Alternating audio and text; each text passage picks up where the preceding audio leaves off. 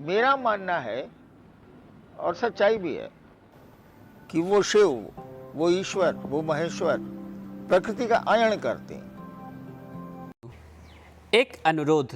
शिव के गुरु स्वरूप को जन जन में स्थापित करने हेतु साहब श्री हैनानंद जी के कदम से कदम मिलाकर चलने वाली हम सब की दीदी नीलम आनंद जी के जन्म दिवस के अवसर पर साहब श्री के निर्देश के अनुसार सभी शिव के शेष शिष्याओं द्वारा पूर्व में भी वृक्षारोपण कार्यक्रम चलाया जाता रहा है। अब जब साहब श्री और दीदी माँ अपने शरीर में नहीं लेकिन उनके बताए मार्ग पर हम सब चल रहे हैं और आजीवन चलेंगे। गत आम सभा की बैठक में भी निर्णय लिया गया था कि पौधारोपण एक पखवाड़ा तक किया जाए। दिनांक 12 जुलाई 2023 से 27 जुलाई 2023 तक वृक्षारोपण कार्यक्रम चल रहा है। दीदी साहब को प्रकृति के प्रति असीम लगाव था। वो अपने जीवन काल में भी हमेशा प्रकृति के संरक्षण के लिए प्रयासरत रहे।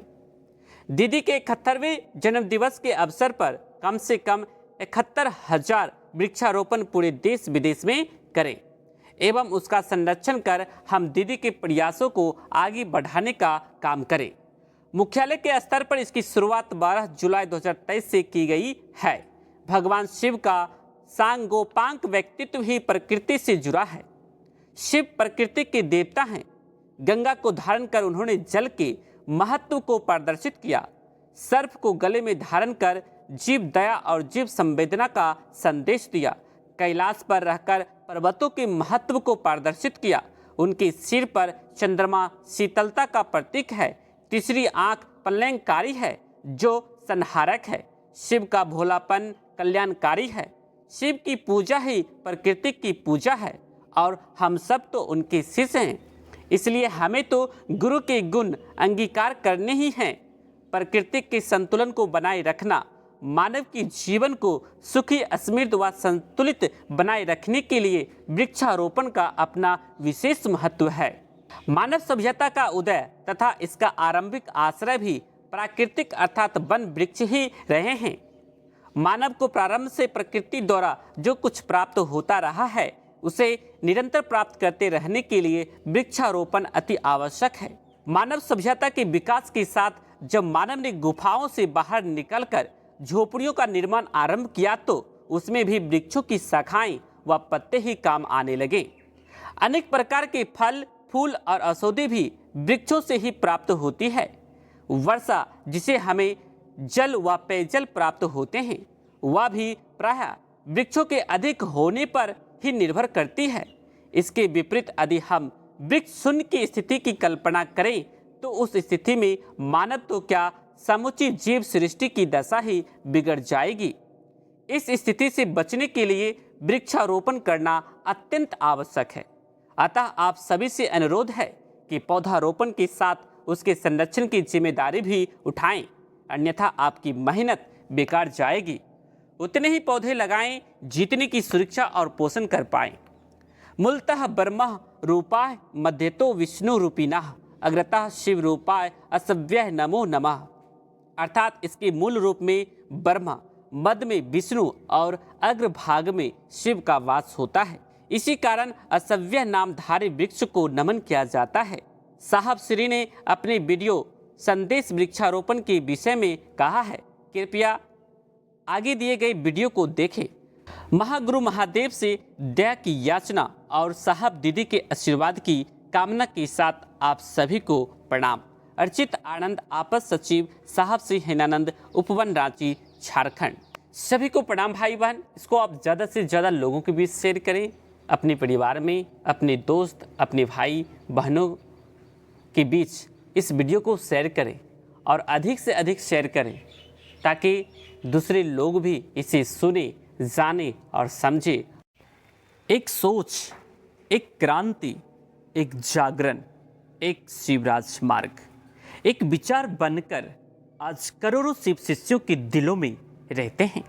साहब श्री हैनानंद जी एक ऐसा नाम जिसने अपनी पूरी जिंदगी शिव की बड़ाई इस दुनिया में शिव के लिए अपने आप को समर्पित कर दिया।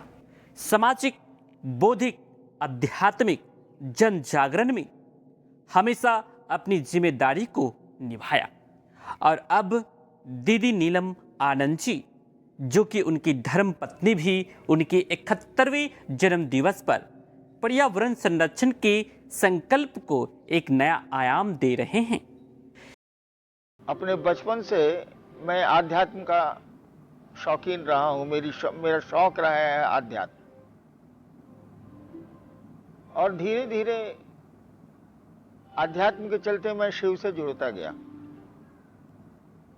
मेरा मानना है, और सच्चाई भी है, कि वो शिव, वो ईश्वर, वो महेश्वर प्रकृति का आयन करते हैं।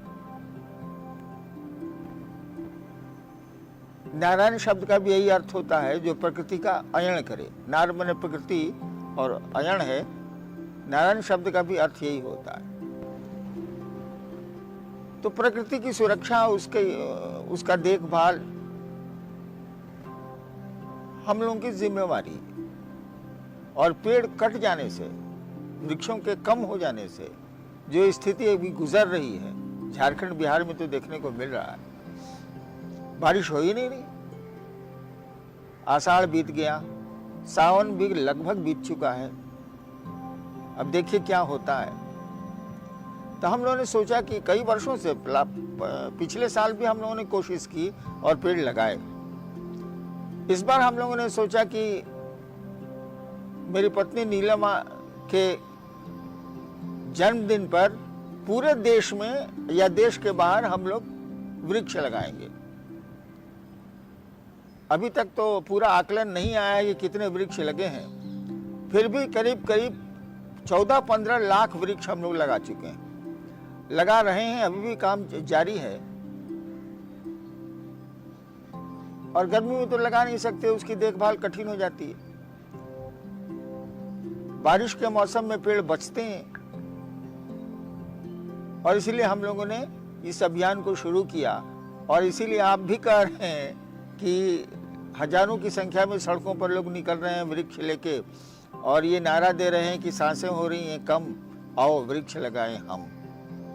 आपको तो मालूम ही है कि पेड़ों से ऑक्सीजन हमको मिलता है, और 24 घंटे में जितना ऑक्सीजन हमको आपको चाहिए उसकी कीमत बहुत ज़्यादा होती है। एक दिन पानी की बोतलों पर हम लोग हंसते थे। मैं उस समय पटना में मजिस्ट्रेट था। हंसी आती थी हम लोगों को कि भारत में पानी बिकेगा क्या। अब स्थिति ये हो गई है कि बिना बोतल के पानी के न कोई यात्रा कर रहा है, न कोई चल रहा है। ये अब आवश्यकता में आ गया है वो बोतल का पानी। सोचिए, एक दिन हम लोग हंसते थे कि बोतल में भारत में पानी बिकेगा, और आज क्या स्थिति है। अभी हम लोग भी हंस रहे हैं कि क्या सिलेंडर में ऑक्सीजन भर के लोग चलेंगे। ऑक्सीजन तो हर जगह है, और पेड़ कट रहे हैं। आवश्यकता है तो कटेंगे ही कटेंगे, लेकिन लगाने भी उतने ही जरूरी है। अब सड़कें बननी है, घर बनने हैं, पुल बनने हैं, या जो भी चीजें बननी है, निर्माण होना है, तो पेड़ तो कट सकते हैं। लेकिन जितने कटते हैं उससे दुगुने मात्रा में उनको लगाया जाना चाहिए। वो लगें। कटने का विरोध हम लोग नहीं कर रहे हैं, लेकिन हम लोग लगाने के लिए प्रेरित कर रहे हैं। लगाइए।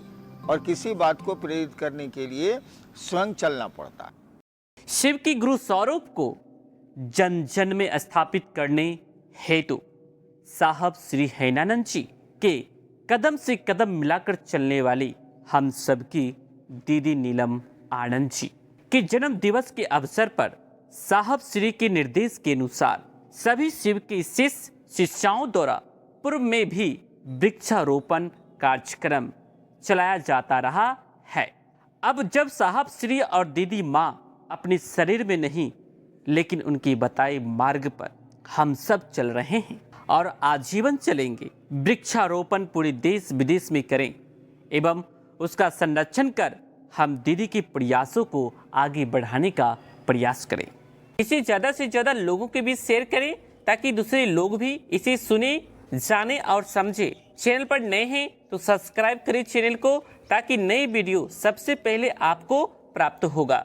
आप सबों को मेरा प्रणाम।